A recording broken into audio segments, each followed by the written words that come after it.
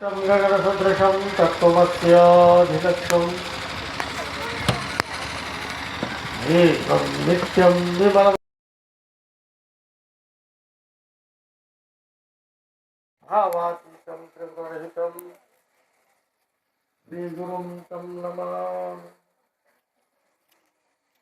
अज्ञानतिमिरान्धस्य ज्ञानाञ्जनशलाकया चक्षुरुन्मीलितं येन तस्मै श्रीगुरुवे नमः। तस्मै श्रीगुरुवे नमः। तस्मै श्रीगुरुवे नमः।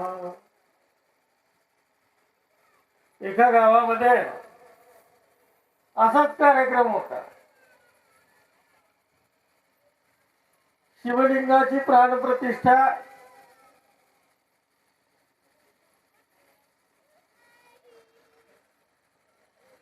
मंदिर बांधलं, कलशारोहणाचा कार्यक्रम,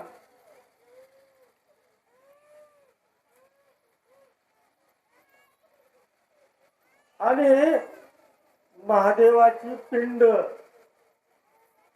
पंढरपूरहून मागवली आणून मारुतीच्या मंदिरामध्ये ठेवली।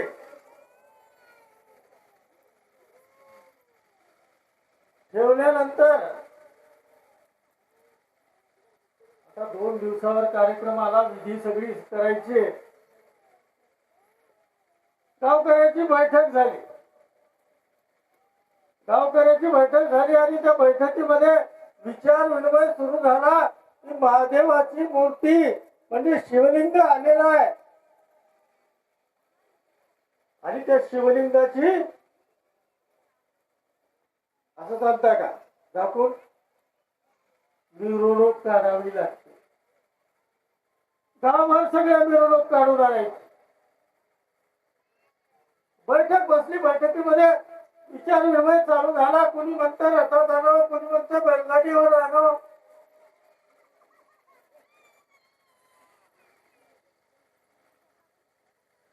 वेगवेगळ्या लोकांनी वेगवेगळे विचार मांडले।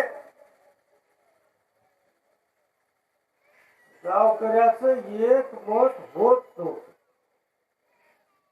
कोणी काही म्हणलं की कोणी काहीतरी तिसरंच बोललं। सगळ्यांचा विचार एक झाला नाही। शेवटी एक जण उठला, म्हणला आता तुमचं राहू द्या, यांचं राहू द्या, सगळ्याच राहू द्या। महादेवाचं वाहन काय? काय महादेवाचं वाहन? नंदी। महादेवाची मिरवणूक काढायची, महादेवाच्याच वाहनात वर बसून आणायचं, दुसरं कशावर बसवायचं नाही। पाट तयार केला, बांधलं दोरीनं, मजबूत पाट तयार केला। पाटलाचा बैल आणला, अतिशय गरीब सज्जन, गावातला सगळ्यात सज्जन गरीब बैल आणला, अतिशय गरीब नम्र आणला। त्याच्यावर पाट बांधला। बांधल्यानंतर शिवलिंगाला वर ठेवलं, त्याला सुद्धा मजबूत बांधलं आणि मिरवणूक चालू झाली। कलशा घेऊन वाजंत्री वाजवत आहेत, भजन करीत टाळ वाजवत आहेत। गावातून मिरवणूक निघाली। निघत निघत निघत गावामध्ये प्रत्येक भाविक पूजेचं ताट घेऊन, आरतीचं ताट घेऊन, हार घेऊन त्या भगवान शंकराच्या स्वागताकरता थांबलं। आला घरासमोर नंदीची पूजा करायचं, पायावर पाणी टाकायचं, पायावर भस्म लावायचं, हार घालायचा आणि जे नैवेद्य केलेलं होतं घरामध्ये, पोळी वगैरे जे काही असेल ते सगळी एका जागी करायची नंदीच्या तोंडात। नंदी खात होता। 1 2 3 10 15 20 25 50 घरे झाले, 50 पोळ्या खायला मिळाल्या। आमचं जनावर आता थांबायला थांबलं, 50 पोळ्या खायला मिळाल्या। हे घरामध्ये हार वगैरे नंदी सुस्तावला की हो. मिरवणूक अर्ध्यावर आली होती सर, मिरवणूक अर्ध्यावर आली होती. नंदीला वाटलं सगळं माझच आहे, माझे किती मोठं वैभव आहे, लोक पूजा करतात, हार घालतात, तूप लावून पोळी खाऊ घालतात. सुस्तावला नंदी आणि त्याला वाटलं उगाच अंगावर वंज घेतले शिवलिंगाचं. त्याला काय वाटलं लागलं, उगाच अंगावर वज्ज ठेवलंय माझ्या. झटके द्यायला चालू केला. वज्ज ठेवल्यावर कसं करते, हालायला चालू केला. ती वरची पिंड इकडे इकडे हालायला चालू, घट्ट बांधली होती. 4 चांगले मजबूत माणसं गेले. म्हणले आता मस्तीत आला रे म्हणले नंदी. जरा गडबड गडबड झाली आणि कसं बस करून मंदिरामध्ये आणून शिवलिंग ठेवला. ठेवल्यानंतर ज्या पाटलाचा बैल होता त्या पाटलाला बोलून घेतले लोकांनी. काय म्हणले पाटील, तुम्ही तर म्हणला तुमचा बैल फार नम्र आहे, फार गरीब आहे,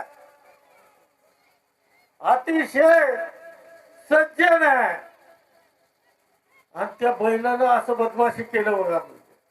पाटलाचं नाव कुठं खाली झालं, गावासमोर झालं.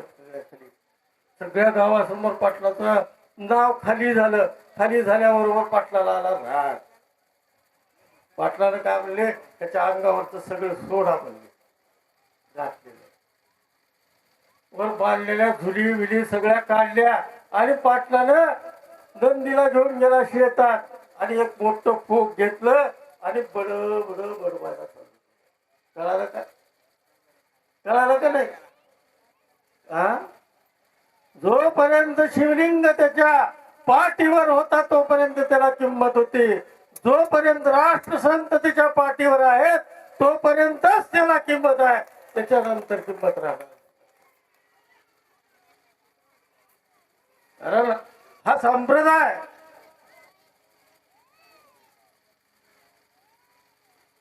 सहज निर्माण झालेला. ज्या वेळेला समाज घडण, समाजाची रचना राष्ट्रसंतांनी केली, त्यावेळेला प्रत्येक समाजाच्या अंगाचा विचार केला, वैचारिकतेचा विचार केला, प्रबोधनाचा विचार केला, संघटनाचा विचार केला. संघटन झालं पाहिजे. आम्ही महाराष्ट्र, आंध्र, कर्नाटक सगळीकडे बघतो, मोठमोठे नेते बघतो का नाही, बघतो का नाही? हा, बघता का नाही तुम्ही? मी सांगतो राष्ट्रसंताची दृष्टी काय. मला सांगा, साम दाम दंड भेद नीती आणि कुनीती याच्यामध्ये परिपक्व असणारे प्राध्यापक धोंडे सर निवडले कोण? निवडलं कोण? हा, शिवलिंगेश्वर मंदिरामध्ये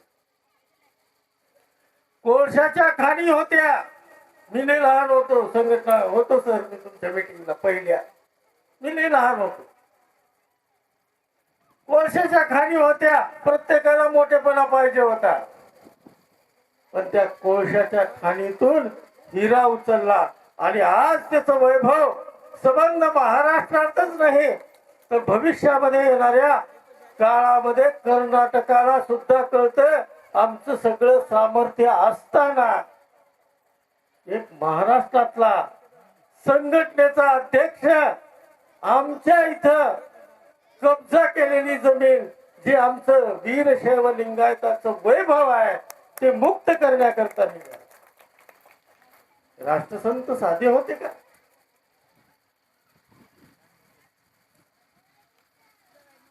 त्यांचा विचार, त्यांचे तत्व, ज्या व्यक्तीने त्यांना स्पर्श केला त्या व्यक्तीने जवळजवळ 19ला 19 तत्व जीवनामध्ये त्या 19 तत्वाचा स्वीकार केला. एकही तत्व सोडलं नाही. आणि जे डुप्लिकेट आहेत की नाही सर, आलं का काय, जे डुप्लिकेट आहेत, चायनाचा माल कसा असतो, चायनाचा माल कसा असते, हा, त्याचा भरोसा चमकते, असं चमकायला दिसतंय, चमकुला नाही, चमकुला नाही म्हणून चायनाचा माल, पण कवा बंद पडेल काही सांगता येत नाही. तसं आम्हाला चायनाच्या मालाकडे जायचं नाही. राष्ट्रसंतांनी ती धुरा निर्माण केलेली आहे. संप्रदायातील चिंतनकार तुम्ही बघा, जे राष्ट्रसंतांच्या हाताखाली मोठे झाले ते 19ला 19 तत्व आजही त्याचं अनुपालन करत आहेत. त्याच्यातलं तत्व कोणी सोडत नाही. आणि जे आता काय म्हणते त्याला विद्यानंतर, आता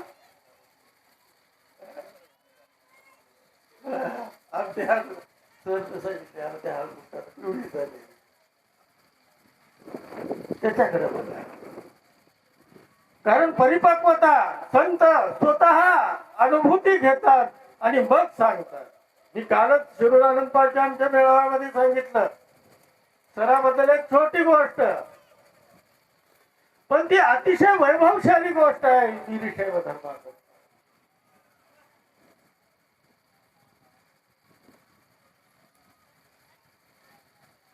दिल्लीला जाऊ, मुंबईला जाऊ, लंडनला जाऊ, श्रीलंकेत जाऊ, कुठेही जाऊ, पूजेचा डब्बा मात्र कधीही बाजूला सरकत.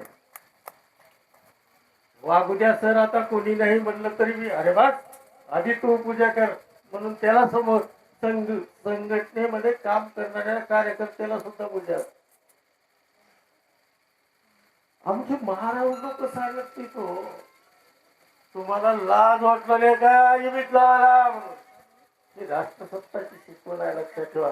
धोंडे सरनं आतापर्यंत 100 भाषण ऐकलो, त्या 100 भाषणापैकी 50 भाषणामध्ये शिव्या दिल्या तुम्हाला. कशासाठी? अरे बाबा आमच्या धर्माचं अनुपालन करा.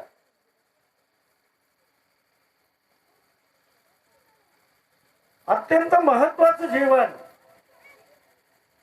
ज्यांच्या हाताखाली अशा प्रकारचे शिष्य निर्माण झाले, जे आज समाजाचं वैभव निर्माण करत आहे. तसाच आमचा भोशीकर, किती भोसकर शिवा, गरीब माणूस, एकदा सगळं सर पत्र छापलं, वाटलं, सगळं झालं. पाऊस आला, मी सांगितलं आता एवढ्या वेळेला कॅन्सल करा, पुढल्या वेळेला मात्र आपण पाऊस जरी आला तरी कॅन्सल करणार नाही, आपण साधना करणार. ही निष्ठा आहे, ज्यांच्याकडे ही निष्ठा आहे. कारण सद्गुरु सारखा